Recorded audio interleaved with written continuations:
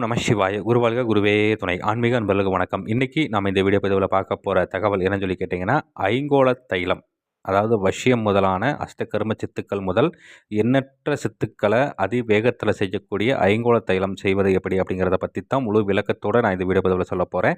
நீங்கள் இந்த வீடியோ பார்க்குறதுக்கு முன்னாடி நம்மளோட யூடியூப் சேனல் ஸ்ரீ வேத சக்தி சாயி யூடியூப் சேனலை சப்ஸ்கிரைப் பண்ணாதவங்க பண்ணிக்கோங்க. அப்படியே பக்கத்தில் இருக்கக்கூடிய பெல் ஐக்கான் பட்டனையுமே கிளிக் பண்ணிக்கங்க. சரி, வாங்க இந்த வீடியோ பதிவுக்குள்ளே போகலாம். அதாவது இன்றைய சூழ்நிலைக்கு நிறையா மாந்திரிகத்தில் இருக்கவங்களும் சரி, அதேமாதிரி இந்த மாந்திரிகத்துக்குள்ளே வரக்கூடிய மாணவர்களும் சரி, ஒரு சில அருள்வாக்கு குறி சொல்கிறவங்களும் சரி, ஒரு சில ஜோதிடம் சரி கேட்குறது என்ன, சாமி இந்த ஐங்கோள தைலம் எப்படி செய்கிறது, நாங்களும் நிறையா விஷயங்கள் நம்ம போட்டு செஞ்சு பார்க்குறோம். ஆனால் சொல்லிக்கக்கூடிய அளவுக்கு எந்த ஒரு பலனுமே அது வரமாட்டேங்குது சாமி. நாங்களும் இதை செஞ்சு அதை நாங்கள் சித்துக்கள் செய்கிறதுக்காக அதை நாங்கள் பிரயோகப்படுத்தும் பொழுது அதற்குண்டான அந்த பலன்கிறது கிடைக்க மாட்டேங்குது சாமி. நாங்களும் பலவிதமான முறைகள் செஞ்சு பார்த்துட்டோம். நாங்களும் நிறையா பக்கம் போய் வெளியே காசு கொடுத்து வாங்கிட்டு வந்து பார்த்துட்டோம் சாமி. அது சொல்லிக்கக்கூடிய அளவுக்கு வேலையை செய்ய மாட்டேங்குது. இதுக்கு ஏதாவது முறைகள் இருந்தால், அனுபவத்தில் இருக்கக்கூடிய முறைகள் இருந்தால் ஏதாவது இருந்தால் சொல்லித்தாங்க சாமிஜி. நிறைய பேர் கேட்குறதுனால இந்த பதிவு முழு விளக்கத்தோடு சொல்கிறேன். சரிங்களா? அதாவது ஐங்கோள தைலம் செய்வதற்கு பார்த்தீங்கன்னா, சித்தர்கள் பலவிதமான முறைகள் குறிப்பிட்டிருக்காங்க.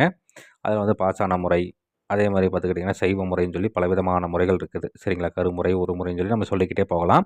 அதில் இது பார்த்துக்கிட்டிங்கன்னா ஒரு முறை. சரிங்களா? இது பார்த்துக்கிட்டிங்கனாக்கா இந்த வளலை உப்பை வச்சு செய்யக்கூடிய ஒரு முறைன்னு சொல்லி சித்தர்கள் குறிப்பிடப்பட்டிருக்கு. சரி, இது எப்படி பண்ணணும் என்ன ஏது அப்படின்னு சொல்லி பார்த்தோம்னா, செய்யறதுக்கு ஏற்ற நாள் எப்போ அப்படின்னு சொல்லி கேட்டிங்கன்னா, கிரகண நேரத்தில் நீங்கள் பண்ணுற மாதிரி இருக்கும். இப்போ அந்த மாதிரியான நேரங்களில் முதல்ல என்ன ஒன்று கேட்டிங்கன்னா, வளலை உப்பு, ஐங்கோள உப்பு, அழிஞ்சி மரக்கொட்டை, பேய் பீர்க்கன் விதை, புங்கன் மரக்கொட்டை, அதேமாதிரி பார்த்துக்கிட்டிங்கன்னா சிறிதளவு நாக்குப்பூச்சி, இது எல்லாத்தையும் நீங்கள் முறையாக சேகரிச்சுக்கணும்.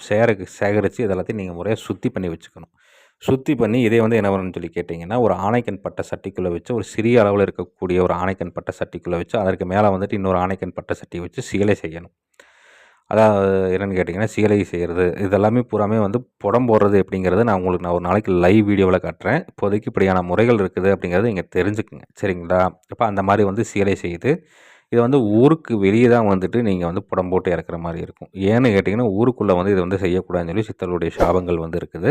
அப்போ இதை என்னென்னு கேட்டிங்கன்னா, ஊருக்கு வெளியே பார்த்துக்கிட்டிங்கன்னா, இந்த பனைமரத்தினுடைய வடக்கு திசையில், இல்லை ஏதாவது கருவேல மரத்தினுடைய வடக்கு திசையில், இல்லைன்னா ருத்ர பூமியில், இந்த மாதிரியான இடங்களில் என்ன கேட்டிங்கன்னா, குழி தோண்டி அதற்குள்ளே இதை வச்சுட்டு அதற்கு மேலே வரட்டி வைக்கணும். சரிங்களா? அதாவது அந்த எருன்னு சொல்லி சொல்லுவாங்க. எருவடிக்கு அதில் நெருப்பு கூட்டி, இதில் என்னென்னு கேட்டிங்கன்னா, அந்த நெருப்பினுடைய உஷ்ணத்தில் இதில் தைலம் இறங்கும். அந்த தைலத்தை நீங்கள் குறைஞ்சது பார்த்துக்கிட்டிங்கனாக்கா 2 ஜாமமாவது நீங்கள் எரிக்க விடணும். 2 ஜாமங்கள் எரிக்க விட்டு, அந்த தைலத்தை நீங்கள் அதுக்கப்புறம் அது நல்லா ஆறுனதுக்கப்புறம் உள்ளே இருக்கக்கூடிய மண் சட்டியை எடுத்து பார்த்தீங்கன்னா, உள்ளுக்குள்ளே தைலம் இறங்கியிருக்கும். அந்த தைலத்தை மட்டும் நீங்கள் முறையாக சேகரித்து எடுத்து, அதே இன்னொரு ஆணைக்கண் பட்ட சட்டியில் சேகரிக்கணும். உலோக பாத்திரங்களில் சேகரிக்கக்கூடாது. செம்பு சிமில்லையோ இல்லை இந்த மாதிரி சொல்லக்கூடிய ஏதாவது உலோக இதில் நீங்கள் சேகரிக்கக்கூடாது. அதையும் இன்னொரு ஆணைக்கண் பட்ட சட்டியில் தான் சேகரிக்கணும். அதையும் நீங்கள் முறையாக சேகரித்து அதை எடுத்துகிட்டு போய் என்ன பண்ணு கேட்டிங்கன்னா, பூஜை கட்டணும்.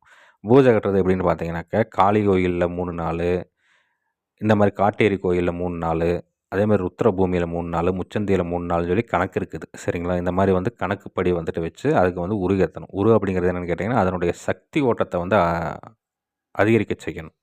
அப்போ இதுக்கு என்னென்னு கேட்டிங்கன்னா, கட்டு கட்டணும். கட்டு அப்படிங்கிறது என்னென்னு கேட்டிங்கன்னா, இதில் இருக்கக்கூடிய அந்த ஆற்றலை அங்கே இருக்கக்கூடிய அந்த துர்சக்திகளை ஆத்மாக்கள் திங்காத மாதிரி கட்டு கட்டணும். கட்டு கட்டி இதுக்கு உரிய மந்திர உச்சாடனங்கள் அதற்குண்டான சக்தி ஓட்டத்தை அதிகரித்து வச்சுக்கிட்டு, இதை வச்சு அநேக காரியங்கள் செய்யலாம்னு சொல்லி சித்தநூல்களில் குறிப்பிடப்பட்டிருக்கு. இதை முறையை எப்படி செய்யணும் அப்படிங்கிறத நான் ஒரு நாளைக்கு லைவ் வீடியோவிலே உங்களுக்கு நான் செஞ்சு ஒன்றா செஞ்சு காட்டுறேன். இப்போதைக்கு இப்படிங்கிற மாதிரியான விஷயங்கள்லாம் இருக்குது அப்படிங்கிறத தெரிஞ்சுக்கணும் அப்படிங்கிறதுக்காக தான் நான் இந்த பதிவு சொல்கிறேன். சரி நண்பர்களே, இதை முறையை அப்படி நீங்கள் செய்யணும் அப்படிங்கிற மாதிரி இருந்தால் முறையாக அதற்குண்டான தக்கன குருமார்ட்ட ஆலோசனை பண்ணி இதை நீங்கள் செய்து பலனடைஞ்சு பாருங்கள். நன்றி. மீண்டும் வேறு ஒரு நல்ல தகவல் கொண்ட வீடியோவில் உங்களை நான் சந்திக்கிறேன். அதுக்கு முன்னாடி நம்மளோட யூடியூப் சேனல் ஸ்ரீ வேத சக்தி சாயி யூடியூப் சேனலை சப்ஸ்கிரைப் பண்ணாதவங்க பண்ணிக்கோங்க. அப்படியே பக்கத்தில் இருக்கக்கூடிய பெல் ஐக்கான் பட்டனையுமே கிளிக் பண்ணிக்கோங்க. சரி, நன்றி, வணக்கம், வாழ்க வளமுடன். ஓம் நம சிவாய. குருவாழ்க குருவே துணை.